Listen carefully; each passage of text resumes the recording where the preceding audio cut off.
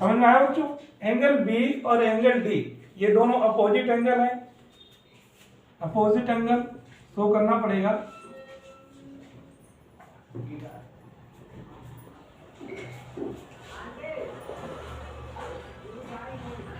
Opposite angle है।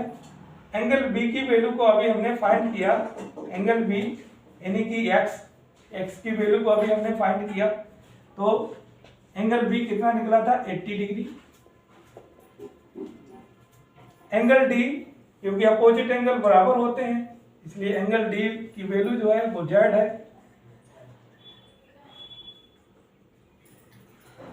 Z. यहां हम इस तरह लिख सकते हैं जेड इक्वल टू 80 डिग्री, इस तरह कर लीजिए। जेड इक्वल टू 80 डिग्री है, जेड इक्वल टू 80 डिग्री। इस तरह हमने एक्स और वाई की वैल्यू को फाइंड किया। एक्स हमारा एक्स निकला था 80 डिग्री, वाई निकला था 100 डिग्री, जेड निकला था 80 डिग्री। इस तरह बच्चों हमने फिगर नंबर फर्स्ट पहले फिगर को नेक्स्ट फिगर को हम सॉल्व करेंगे। Figure number 2, figure number 2 PQRS is a parallelogram. ये भी पैरेललोग्राम ही है। इसको चलो सॉल्व करते हैं इसकी प्रॉपर्टी के अकॉर्डिंग।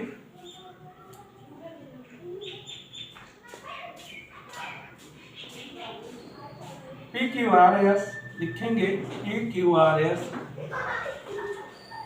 Is a parallelogram. ये भी पैरेललोग्राम ही है बच्चों। इसी प्रॉपर्टी पैरेललोग्राम की प्रॉपर्टी के अकॉर्डिंग ही इसको हम सॉल्व करेंगे। शुरू करते हैं एंगल एस और एंगल पी से। Angle P plus angle S equal to 180 degree. क्यों है बच्चों? क्योंकि ये दोनों एंगल एडजेंस्ट एंगल है, इनकी जो सम होता है वो 180 डिग्री ही होता है। तो यहाँ लिखेंगे एडजेंस्ट एंगल का एडजेसेंट एंगल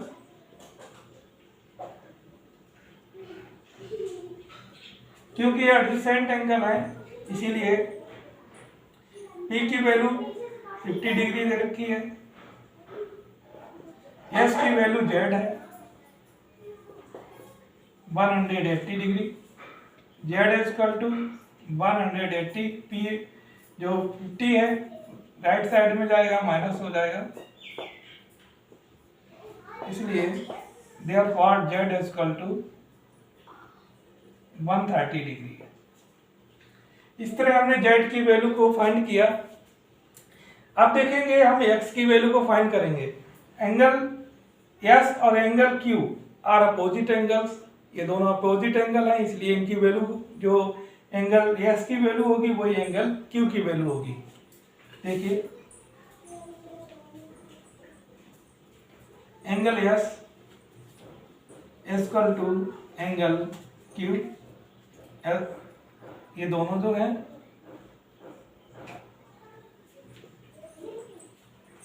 अपोजिट एंगल है।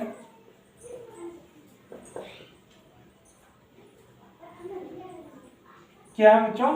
अपोजिट एंगल है, इसलिए एंगल S की वैल्यू अभी हमने निकाली। जो Z की वैल्यू है वही एंगल S है 130 डिग्री और Q की वैल्यू X है, इसलिए X इक्वल टू आपका 130 डिग्री हो गया। इस तरह बच्चों हमने X और Z की वैल्यू को फाइंड किया। अब हम बच्चों फाइंड करेंगे बाई, यानी कि ये बाई की वैल्यू को। बाई इक्वल टू Z हो जाएगा। बाई और Z क्योंकि ये लाइनियर पेयर पे बने हुए एंगल हैं, एक ही एंगल पे हैं, इसे अल्टरनेटिव एंगल है, तो जितनी वैल्यू Z की होगी उतनी वैल्यू बाई की भी होगी। यानी एंगल S और angle R, angle S equal to angle R। Angle S और एंगल R क्यों इक्वल है?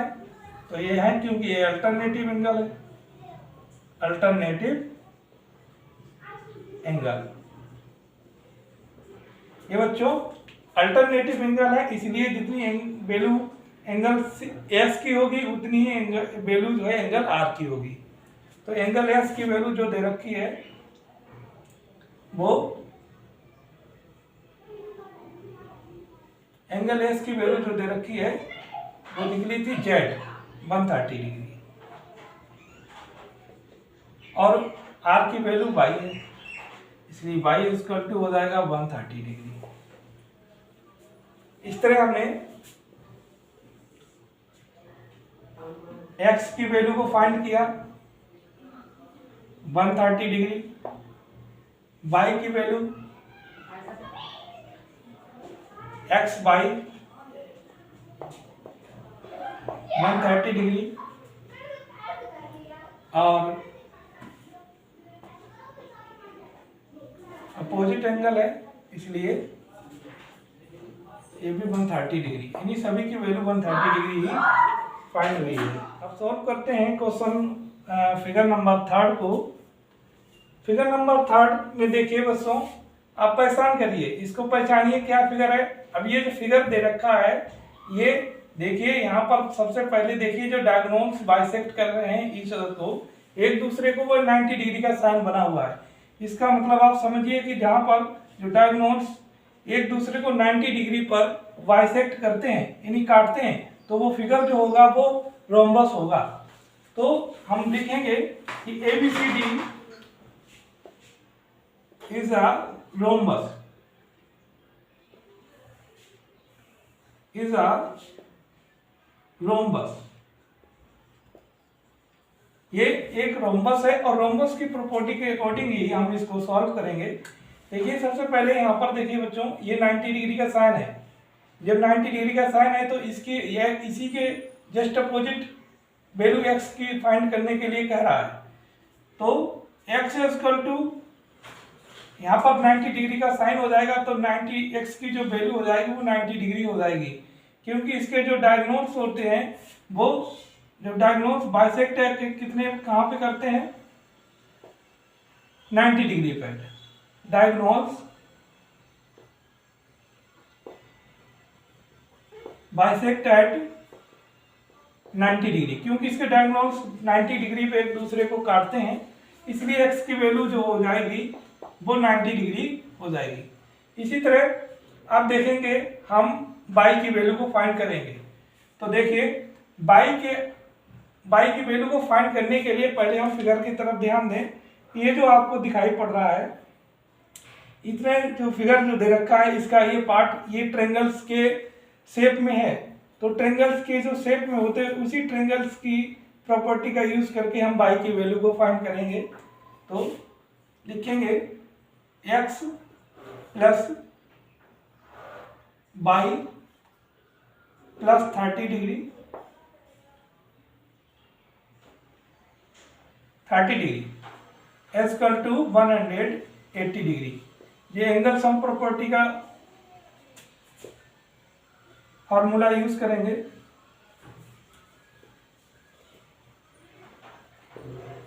एंगल सम प्रॉपर्टी, तो x की वैल्यू को हमने पहले ही फाइंड कर रखा है, तो x की वैल्यू को हम लिखेंगे 90 plus y plus 30 equal to 180 degree.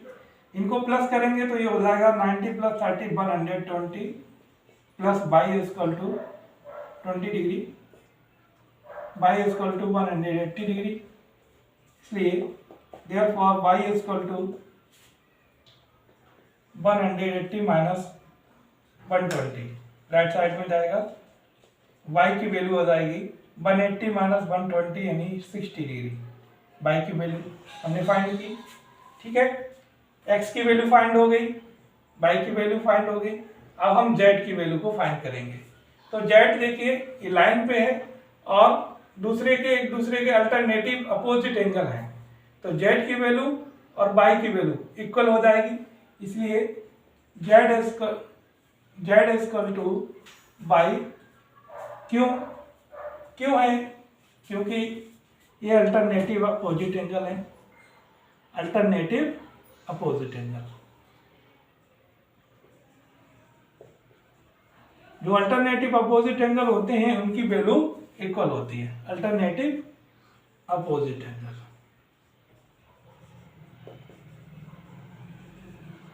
ये अल्टरनेटिव अपोजिट एंगल है, इसीलिए जितनी बाई की वैल्यू होगी उतनी ही जेड की वैल्यू हो जाएगी। तो जेड इक्वल टू, बाई की वैल्यू कितनी फाइंड की थी अभी हमने, बाई इक्वल टू 60 डिग्री, इसलिए जेड की वैल्यू भी 60 डिग्री हो जाएगी। इसलिए हमने सभी की वैल्यू को फाइंड किया। देखिए एक्स इक्वल टू हमने फाइंड किया 90 डिग्री, बाई इक्वल टू हमने फाइंड किया 60 डिग्री और जेड इक्वल टू 60 डिग्री। इस तरह हमने फिगर नंबर 3 को सॉल्व करते हैं। फिगर नंबर 4 को, फोर्थ फिगर को देखिए बच्चों, ये भी पैरेललोग्राम ही है, यानी कि जो फिगर दे रखा है वो आपका पैरेललोग्राम है, यानी कि PQRS इज अ पैरेललोग्राम। इसी पैरेललोग्राम की प्रॉपर्टी का यूज करके हम x, y, z की वैल्यू को फाइंड करेंगे। यहाँ पर देखेंगे कि 80 डिग्री दे रखा है, angle R 80 degree, angle S x degree, angle P y degree और Q z है। एक्सटीरियर एंगल है ये z। अब देखिए सबसे पहले हम y की वैल्यू को फाइंड करेंगे, यानी y की वैल्यू फाइंड करेंगे तो एंगल P और एंगल R ये अपोजिट एंगल है, इनमें अपोजिट एंगल की प्रॉपर्टी लगेगी। Angle P is equal to angle R, क्यों? क्योंकि ये अपोजिट एंगल है, अपोजिट एंगल है ना बच्चों। तो एंगल P की वैल्यू कितनी है, y, और एंगल R कितना दे रखा है, 80 डिग्री। इस तरह हमने एंगल यानी कि y की वैल्यू को हमने फाइंड किया। अभी देखेंगे y जो है वो x का क्या है, इस तरह ये एडजेंट एंगल है, यानी कि angle P plus angle S equal to 180 degree, क्योंकि ये एडजेंट एंगल है, एडजेसेंट एंगल है। अब ये एडजेसेंट एंगल है तो P की वैल्यू को अभी हमने फाइंड किया। P की वैल्यू कितनी फाइंड की बच्चों, 80 डिग्री। एंगल S कितना दे रखा है, x डिग्री, 180 डिग्री। इस तरह angle x equal to 180 minus 80 equal to 100 degree. इस तरह x की वैल्यू को हमने फाइंड किया 100 डिग्री। अब x हमने y की वैल्यू को फाइंड किया, x की वैल्यू को फाइंड किया। अब हम फाइंड करेंगे z इक्वल टू, अब देखेंगे ये कि लाइन पे है, एक ही लाइन पे एक एंगल बाहर है और एक अंदर है, ये एकदम alternative opposite angle, alternative angles हैं ये भी, सॉरी अल्टरनेटिव नहीं, ये क्रॉसपोंडिंग एंगल है।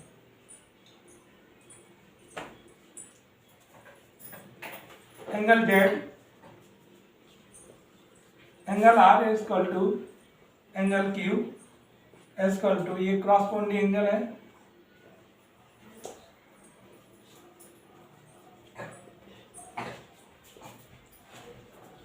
ये जो एंगल होते हैं वो इक्वल होते हैं, इसलिए एंगल R की वैल्यू कितनी दे रखी है, 80 degree.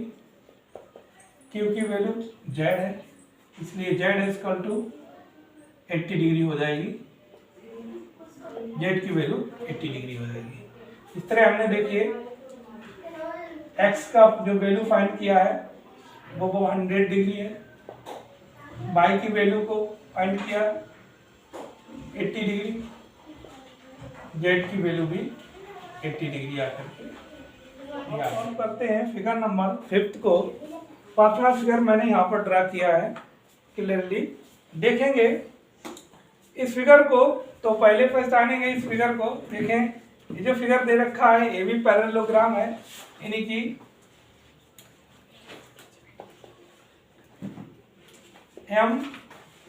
MNOP is a parallelogram. अब इसी पैरेललोग्राम के प्रॉपर्टी का यूज करके हम वैल्यू को फाइंड करेंगे।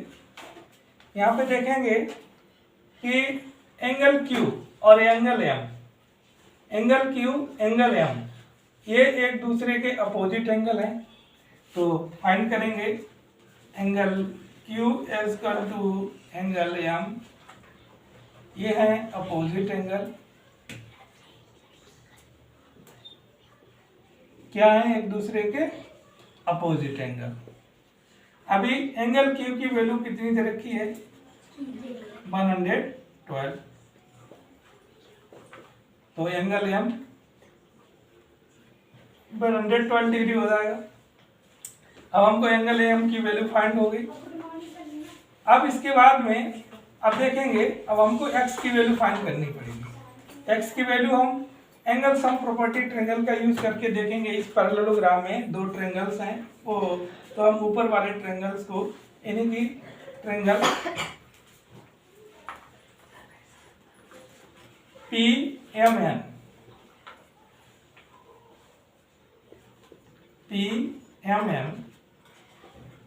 के अकॉर्डिंग हम x की वैल्यू फाइंड करेंगे।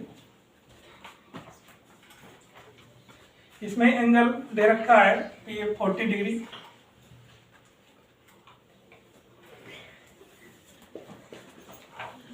एंगल पाई एंगल M यानी कि बाई 112, एंगल N यानी कि x 180 डिग्री। ये एंगल सम प्रॉपर्टी का यूज करेंगे।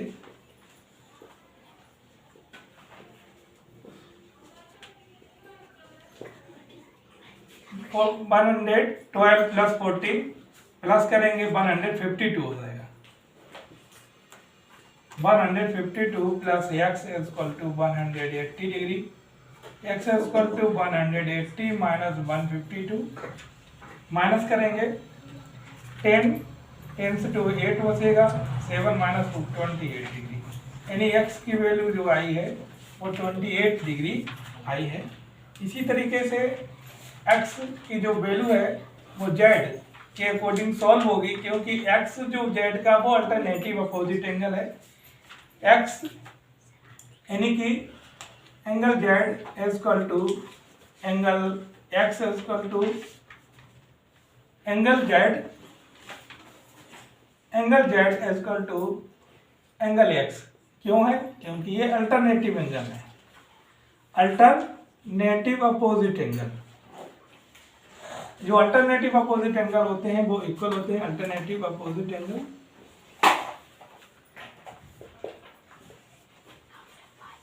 इसलिए therefore angle z is equal to कितना हो जाएगा? एंगल z जो एंगल x की वैल्यू होगी उतना ही हो जाएगा 28 डिग्री। इस तरह हमने एंगल x बाई जेड की वैल्यू फाइंड की। x हमारा निकल करके आया था, सॉरी कितना निकला था? हाँ x 28 डिग्री, z निकला हमारा 28 डिग्री और बाई निकला था 112 डिग्री। Thank you.